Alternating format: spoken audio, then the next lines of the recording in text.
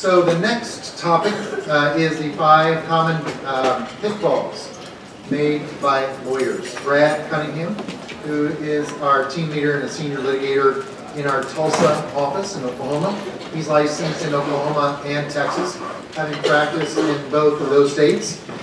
He is a super lawyer rising star both in Texas and now in Oklahoma for the last 2 years, and has an AV preeminent rating by Markdale Hubble for the last 3 years. So I'll turn it over to Brad Cunningham.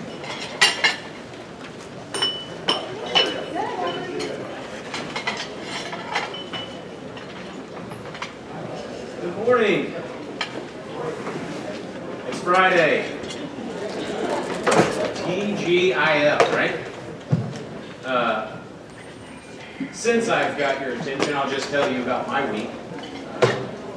Wednesday, I don't know if you watched the news on Thursday, but Wednesday, some tornadoes rolled through Tulsa. Pretty significant ones. I rode that out, stuck in an elevator with 9 other people for an hour. Had to be rescued by the fire department. 30 minutes after that, I got rear-ended. So that's 2. I'm waiting for the 3rd. I'm hoping it doesn't happen during this presentation, but I won't be surprised if something goes awry. So bear with me. It's Friday. We've just got a few more hours until the weekend. So when I do these type of presentations, a lot of times I'm thinking about being in your seat. What do I want to hear? What's going to keep my attention? And so I started thinking about the fact that I've been practicing law for 10 years, and I'm sure many of you have been practicing for a while, and what happens is we tend to get in a rut. We get busy, and we kind of start getting, you deal with the things that everyday practice you have to deal with. You get focused on things like collecting money from clients, finding new clients, all those kind of things. So sometimes we find ourselves overlooking simple things, or things that we normally would take care of, but we tend to overlook them. So I thought about pitfalls. And really the definition of a pitfall that kind of makes sense in this presentation is the last one, that covered pit used as a trap. Something that you've forgotten about, that you're not paying attention to, and you fall into. When I think about pitfall, I think about this wonderful game from Atari. It's funny when you look at things like this to realize how far we've come, because this game literally was the objective to swing across that rope and go over that pit. That was the game. I don't know if you've seen commercials for games these days. They look like movies. You basically act out a movie for 38 hours in a row or something. This was the game. You climbed up a ladder to get on a rope to swing over. I'm not even sure what is in that pond. They might be snakes, they might be alligator jaws, I'm not sure. That was the game. And so, when I think about pitfalls, common mistakes that we make, how can we avoid those things? Well, today we're going to talk for about 60 minutes. I know I'm standing between you and a bathroom break, so I'm going to try to be brief. Everyone's probably ready to stand up. But a few things that maybe we overlook as lawyers. And even the most experienced of us can be caught off guard if we're not regularly thinking about these kind of things. Especially when we get busy with other things that life throws at us, that our work throws at us. How many of you have seen this movie, War of the Roses? Only a handful, I'm surprised. Well, it's a great movie about a divorce. There aren't many movies about divorce out there, but it's really good. It's got a great cast. It's from the early 80s.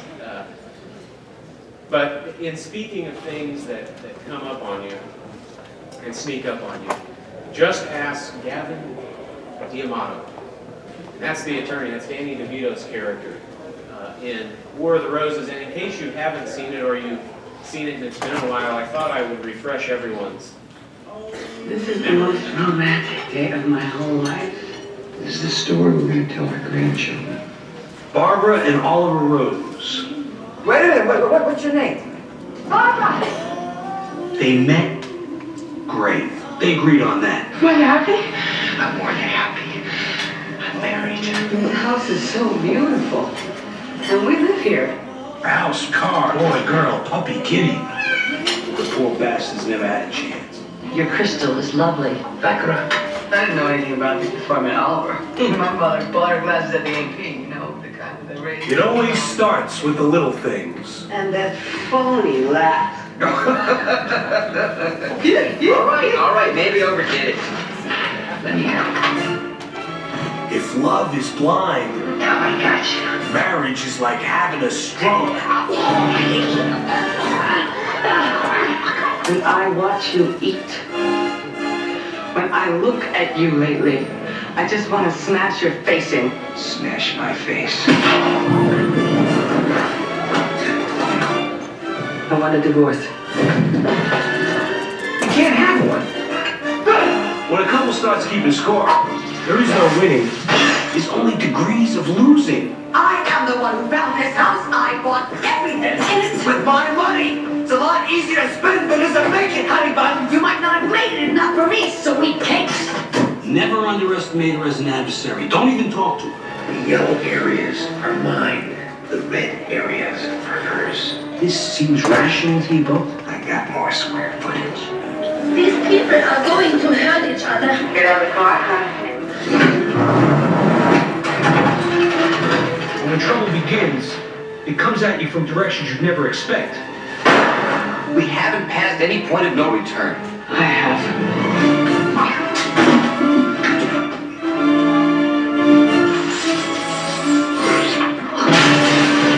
I'm sorry. I thought you were Barbara. Michael Douglas. Nobody who makes pate this good can be all bad. Kathleen Turner. That depends on what the pate is made of. And Dan DeVito. Sounds like a fairy tale, doesn't it? The War of the Roses. Directed by Dan DeVito. Coming this Christmas. So if you haven't seen the movie, I would encourage you to. It's probably what our clients are living their days like, at least to some degree. But two, it's interesting to see this told from a lawyer's perspective. And from Danny DeVito, you can kind of tell even in that clip, he recognized early on and regularly throughout his representation of Mr. Rose that there were issues going on. And he failed to address them or failed to address them properly, and so it culminates in the two of them having a knockdown, drag-out, extended fight. So he, like I said, he knew that there were issues from the beginning, but he waited too long to take action, and before he knew it, the parties were out of control. So don't end up like Gavin. That's why we're going to talk for the next few minutes about what I think are 5 common pitfalls that attorneys can avoid when dealing with our clients, in dealing with experts, retirement accounts, trial preparation, and modification.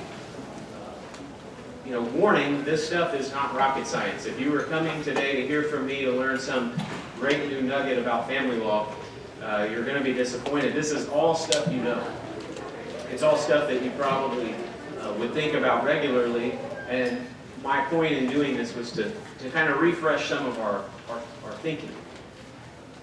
So the first one we're going to talk about is addressing clients that have needs. All of us, if you're dealing in a divorce case, a modification case, clients can have needs that we may not, or that they may not be aware of.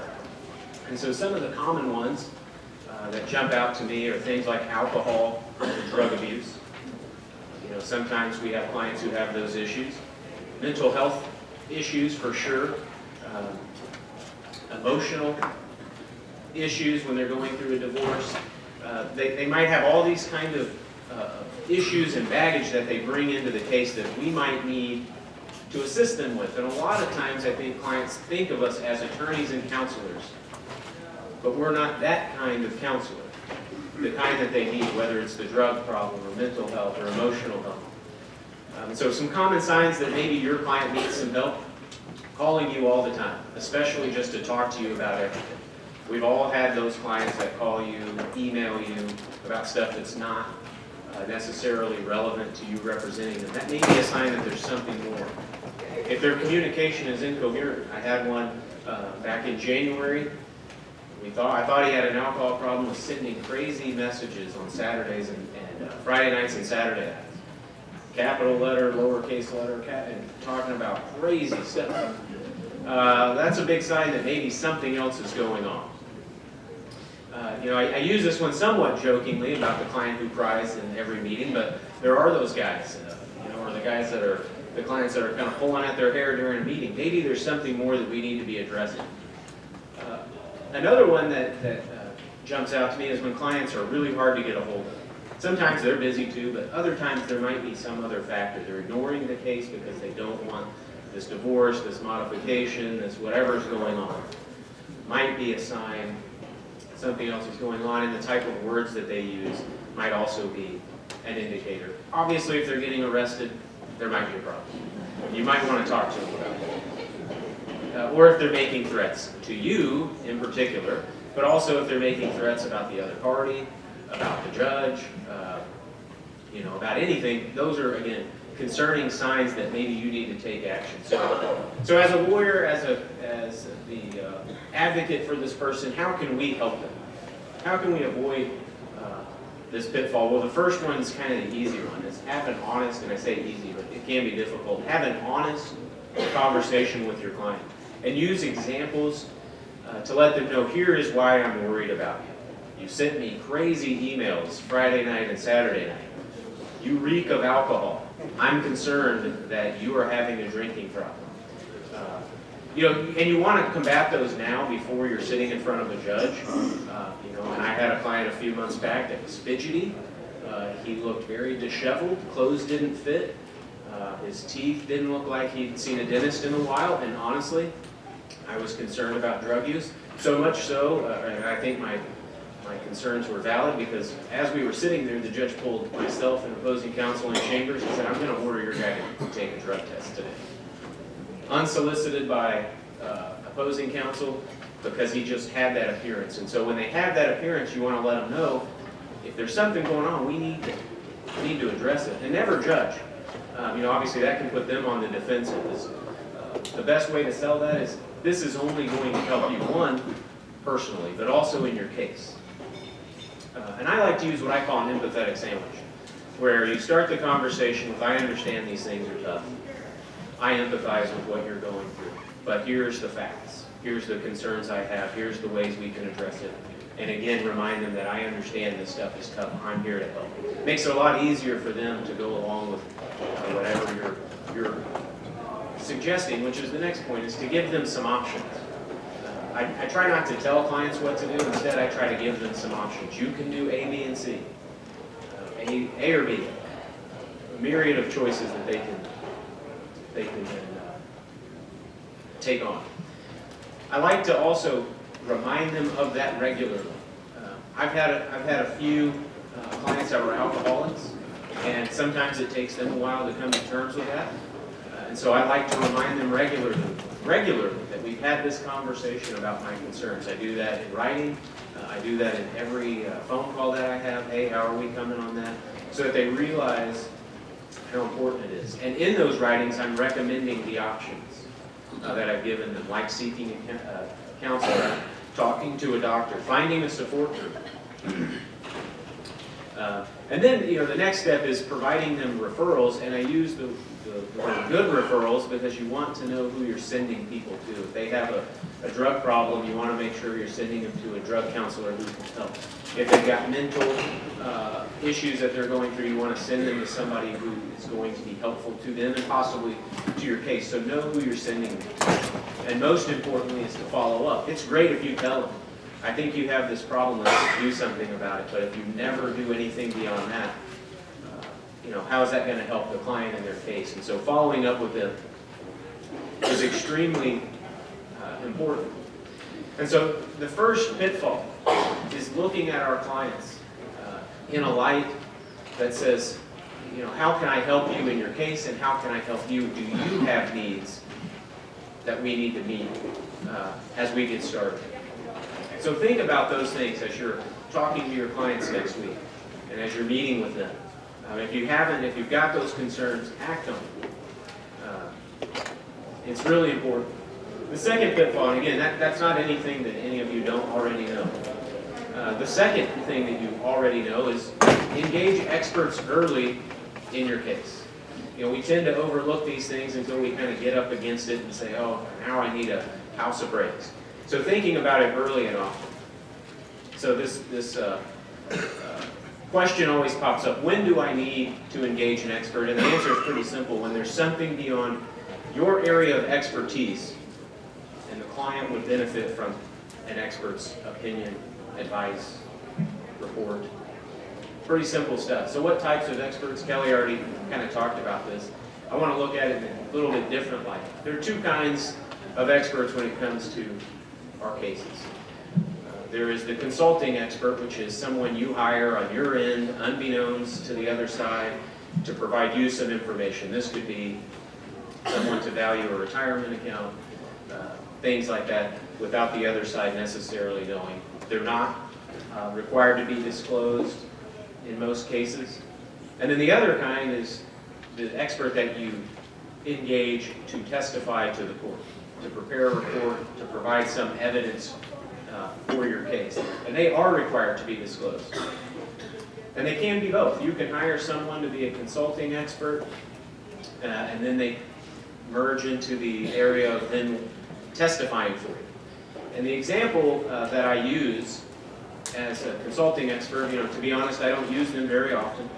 But we recently had a client come in and we were fighting over custody in this divorce, and he was an Iraqi war veteran. And his wife was making allegations that he had PTSD, and he was 100% disabled, and it was from PTSD. And so we wanted to get to the root of the problem so we could address it in court. When they said, well, you're 100% disabled, you live with your mom, you can't take care of our kids. And so we sent our client to a custody evaluator.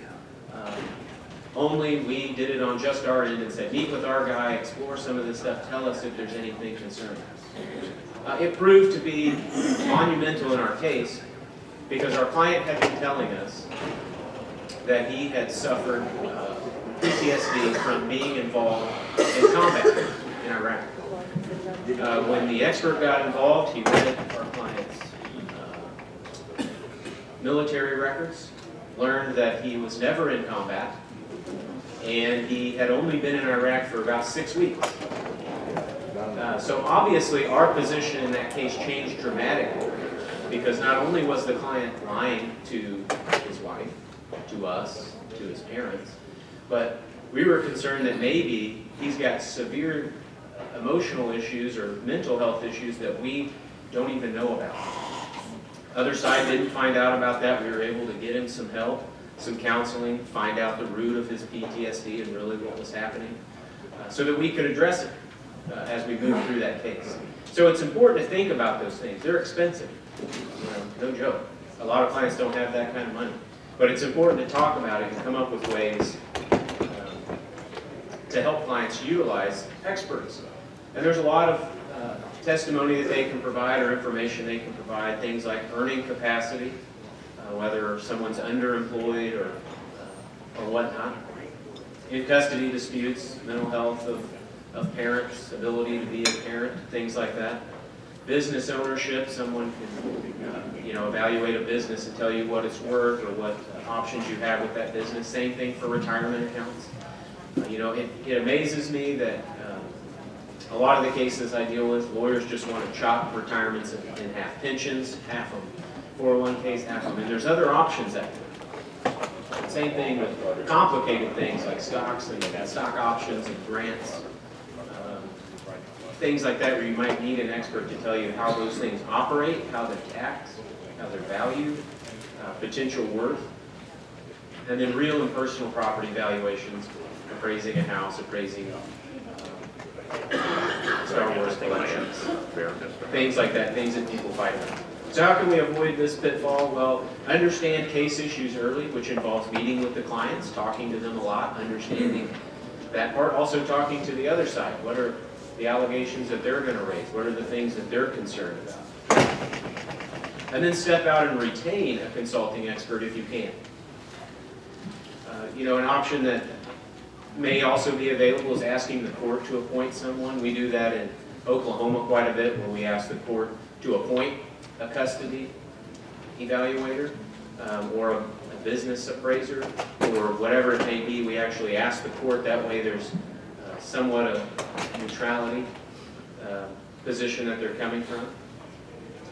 And be ready to discuss all of these options with your client. I like to sit down with them, talk about the issue, talk about my plan for we need to get this expert involved, and then send it to them in writing and give them some options. But another real easy way sometimes is to just pick up the phone and contact a potential expert.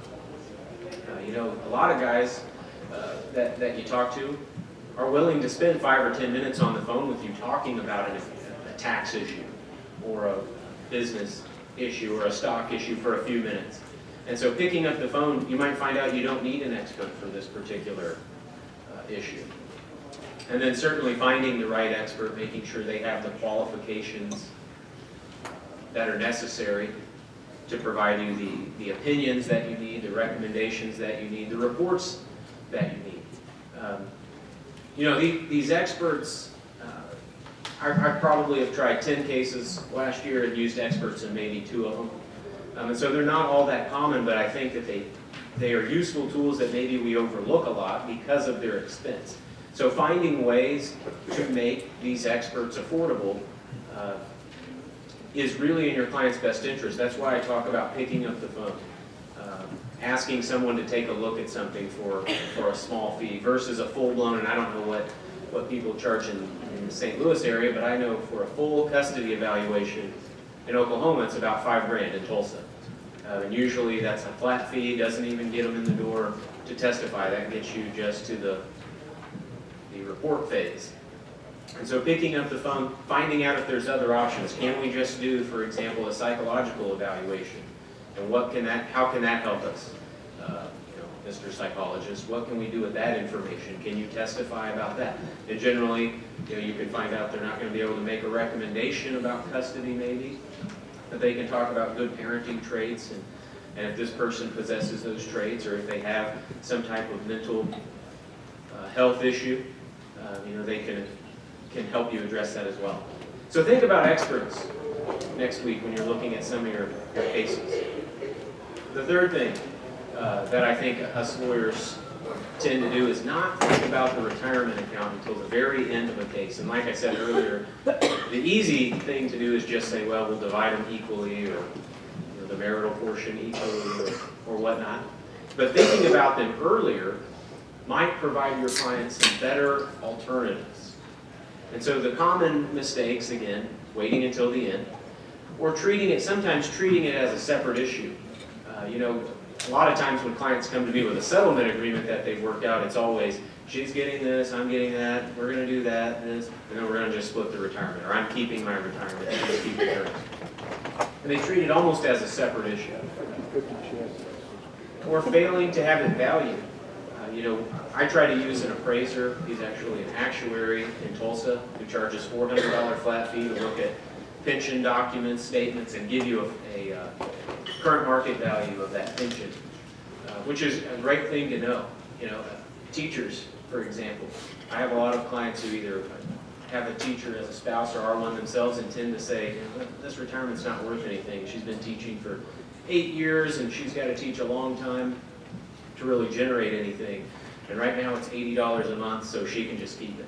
Well, if you do some of that math and you have an actuary tell you, well, that's actually worth some real dollars by the time that she retires and lives to her expected life expectancy. You know, these things can be decent sums of money that we're overlooking. And then failing to understand options with retirement accounts.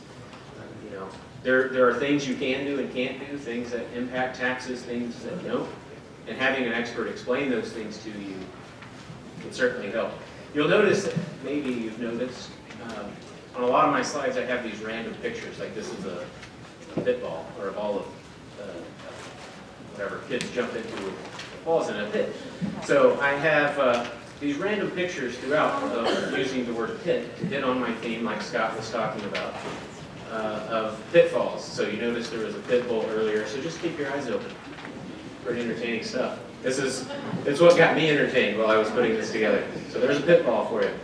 So how to avoid this pitfall? Well, thinking back to the one we just talked about, engaging an expert to help you evaluate your options. So some of the experts that you can use, an actuary, a financial planner, to talk about impacts of retirement, a CPA or an accountant, and then certainly an LLM attorney who might be helping you draft a quadro, can explain some of those complicated ERISA-related options that you may or may not have. And certainly, as an overlooked part of our practice, I think, is actually getting the plan documents and reviewing them, because it's like reading Chinese. And so we tend to overlook that because they're long, and they talk about all kinds of alternate payee does this, and the retiree does that, but get those things, read through them, have someone talk you through it, explain it to you, because it's important, again, to know what goes into those retirement accounts so that you can help your client get the most out of that account. Having them valued, having an expert on your side can certainly create a lot more options when you're at, say, the negotiation table. If you know that a particular account may be worth a bunch more money because it has different twists and cost of living adjustments and rises with inflation or whatever it does, you may know that this is really worth more to me or not worth as much to me as she thinks it is or he thinks it is. And so they can give you some things to play with. You keep the house, I'll keep this retirement, or vice versa. Or you get your car and I'll take this, or we'll divide this in a different way. And this is really advantageous if the other side isn't doing those things and you've done your homework. If they don't know that this pension is really a valuable tool or a valuable asset in the future, they may be willing to give it to you for pennies. So having this in your pocket is certainly a helpful thing for you, and it certainly could be helpful for your client. So the fourth pitfall that I thought about, again, I'm thinking, what do I need to hear when I'm putting this together, is waiting to prepare for trial. And I think a lot of us do this for a lot of different reasons. One is cost, one is time.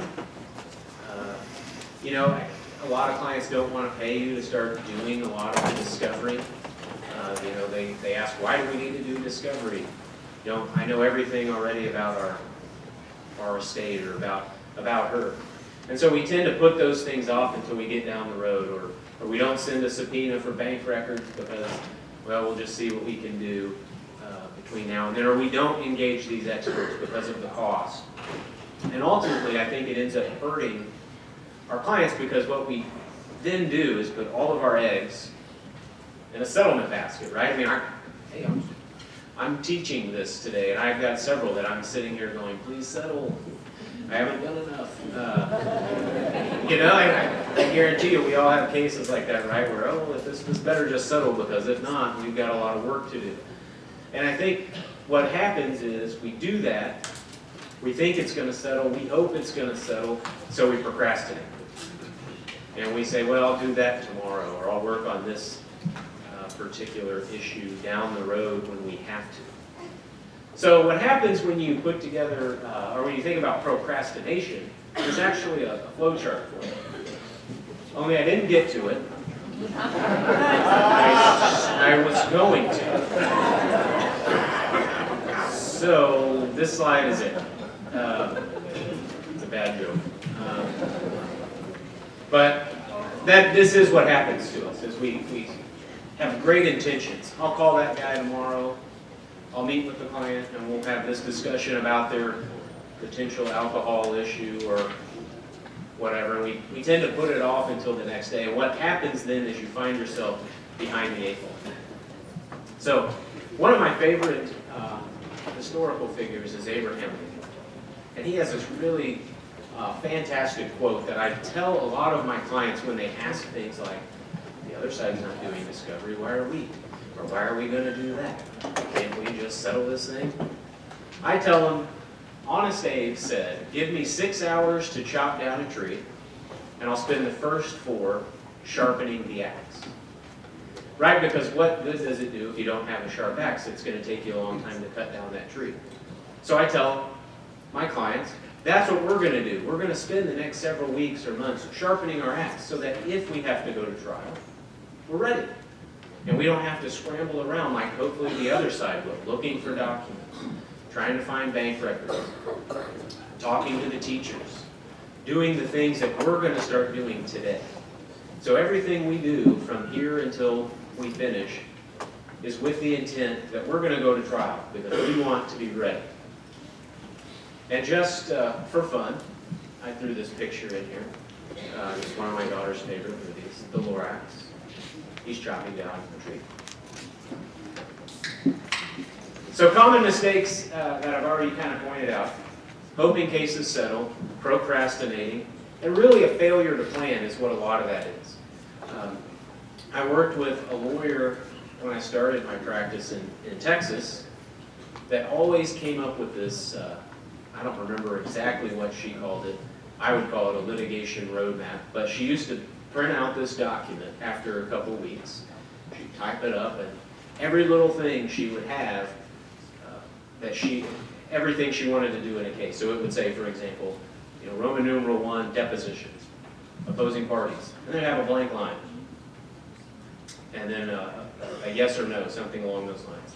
Or maybe a yes or no, and then a blank line, and then it would say depose this person. Then the next line would be discovery, send written discovery. Then it would be the next event, so on and so forth. And she would meet with the client, and she would have them sign off on every single thing.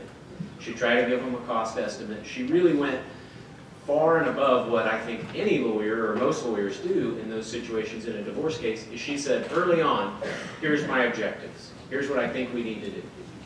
Some of these things we can wait on, but I want to talk to you about them now so we can get the process rolling. So thinking about cases early instead of what I think a lot of us do, self-included, is put out fires. You get busy and you don't have the time to really be proactive. Instead, you're getting a call. She's mapped out space in the house. She's blocking me off from that. He's cut off my access to a credit card. So you end up dealing with fires instead of actually starting them. You're putting them out. So kind of a failure to plan / a failure to organize. I think when I think about trial prep, I think about a pit crew. Because these guys, if you've ever watched them, it's insane. They have like 30 seconds to do what appears to take my mechanic 4 or 5 days to do. They do it in like 30 seconds, right? You got dudes jump over the wall, and the wheel comes off, another guy throws on, and some guy has like a giant tank of gasoline that, if you've seen it, it is literally spilling out everywhere. I don't know how those guys don't catch on fire, but he chugs that thing in, and they're all working as a team. It takes just a few minutes because they've prepared. Everybody has a job, they're prepared. So I think preparing for trial or preparing a case for trial is similar in that if you're prepared as you go, you're going to have a better end result. And so I explained Abraham Lincoln's quote to the client and say, this is why we're doing this. And in fact, I'm going to do it in a way that keeps your file organized so that when it is time to start preparing for trial, we've got a lot of the pieces already there, and all it is sort of taking it from here and putting it in there. That's why I use something Scott said I use regularly in my practice, which is Bates labeling everything. And part of that is, if you have a case that has 100 pages, it's not very helpful, but it still is helpful. But cases where you have 10,000 pages, it's really easy to then say, go to, the item marked ABCD0001. And so doing things like that as your case is being built help you at the end.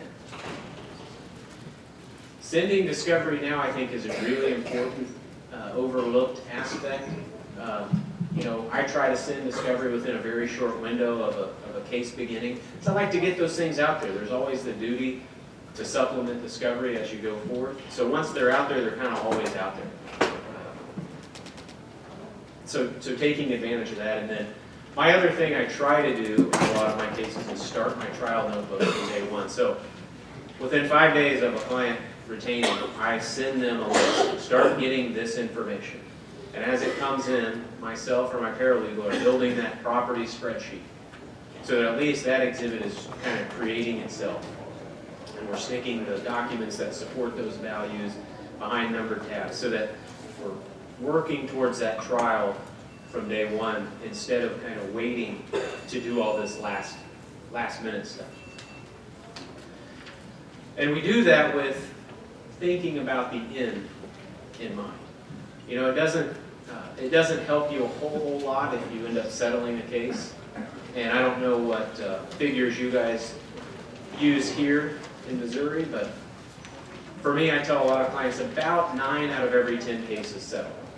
So we're only looking at a small percentage that are actually going to have a trial. But in case your case is one of those that goes to trial, I want to be ready. And so thinking about the end in mind can help them.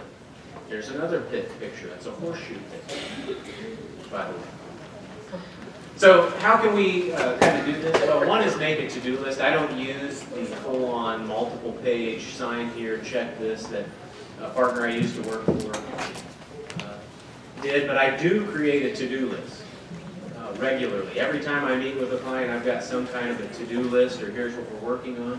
I also keep in their file a sort of a working Word document that I call a case map that I try to send to them regularly that says, you told me you were going to gather this, I'm working on gathering that, or we're setting this motion, or we've had this hearing, and I never delete anything off of it. I use that strike-through feature once I've done it, because I think it's also a helpful tool to show clients what's happened. How many of you have had a client say, I've spent $5,000 and nothing's happened? They say that a lot because they forget that there's been all this work that's happened behind the scenes, or we've had a couple of hearings. So I do things like that so the client knows what we're both working towards. And it's usually easier to get clients involved and engaged if they know what we're working for. So using things like that can be really helpful. I'm a big to-do list guy. I keep to-do lists. I probably have 2 or 3 on me right now, a couple on my phone, because I think it helps keep us organized. And it's really a great tool for clients to send them with homework and say, go do this, go get this record, or go talk to this person, and keeps them engaged in the process as well.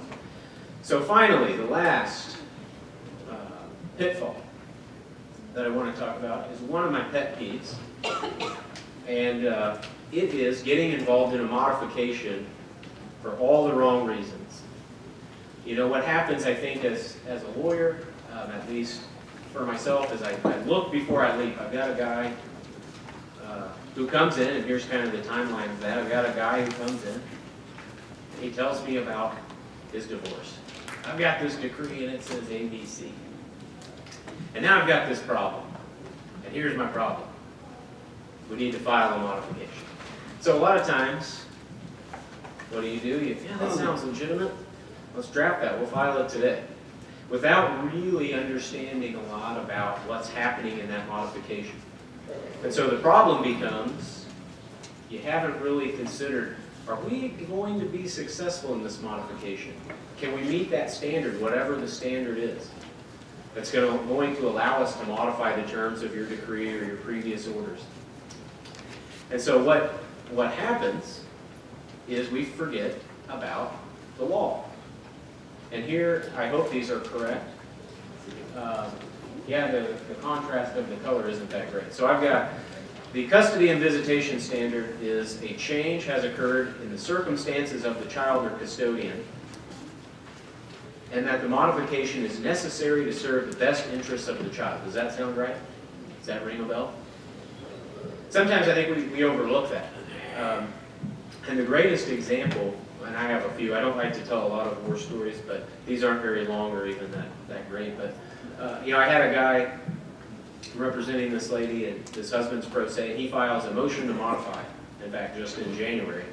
And his motion to modify says, just ask the court, I think, change visitation. I filed a motion to dismiss. The judge ruled on it without having a hearing and dismissed his pleading. He's a pro se litigant, so it's a little different. But the point being, a lot of times we kind of jump into it. Let's file this modification before we really consider our circumstances. And financial, I think we do that more so. And, I put what I believe is the correct modification standard for financial issues in Missouri, but, the common one that I run across and that I commit is somebody who's self-employed or owns a small business, maybe just has a couple of other members of that business, and they come and say, my income's gone down. And they show you maybe a tax return or something, or their bank statement, or whatever it is, or they tell you they're going through a foreclosure, and yeah, you are, let's get that going. And then later on down the road, you start talking to them about it. Well, let's look at why your income's gone down. Have you lost any customers? No. Are people not paying you anymore? No. So what's happened? Well, what's happened is I purchased a building for my business. And I'm now having to pay $5,000 a month on the note for my building. Your income really didn't go down. So things like that, I think that we kind of get involved in without understanding the background of those situations. And it's easy to do because we kind of get a quick trigger finger with our clients when they come in and say, I need help immediately. And sometimes, we rush to file that without fully going through the vetting process because it might help our clients. I know in Oklahoma we can't modify child support. We can only go back to the day that the motion to modify is filed. And so things like that, sometimes we're in a hurry to file so that we can get it on the book so we can go farther back. And what we really need to be doing is considering a few things before we take that step. So first, thinking about what is in the current order, obviously, understanding what is there and what the client wants to see change. Understanding that might tell you, is this something a judge is going to entertain?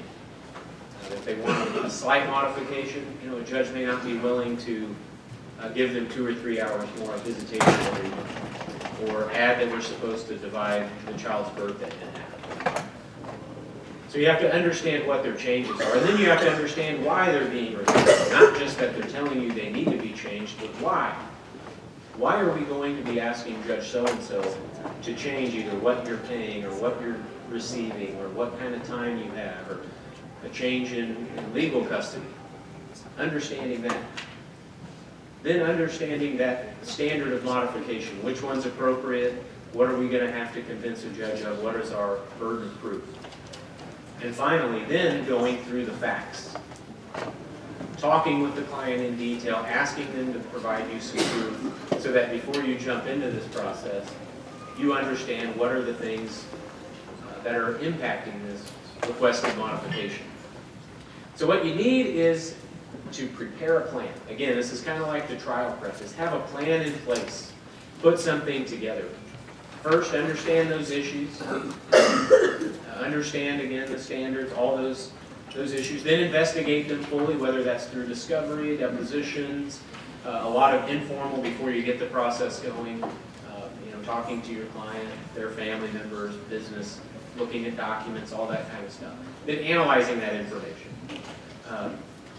If a client comes in and says, my income's down and he was making $4,000 and you look at it and you determine he's making $37,800 a month, you want to know that before you jump in. Is $200 going to make some kind of significant impact on your case, or is it a big number? And then finally, once you've done those things, to then act on them, the filing of the modification. So, and I got done a little bit quicker. I'm not quite done, but we're at the end. I got done a little quicker because I planned, I prepared, I did all of those things, and so now we're at the end, which means you're going to get a few extra minutes to enjoy some nice beverages out in the lobby. So, why this presentation? Well, the answer is very simple. One is that I think recognizing these pitfalls and having a plan in place to address all of them is going to make us better attorneys. It's going to make our practice better. And having a better practice will lead to clients being happier. And if your clients are happier, they tell other people that they had a good experience with you. And having more happy clients means more money. So, if you remember nothing, remember that these 5 pitfalls equal money.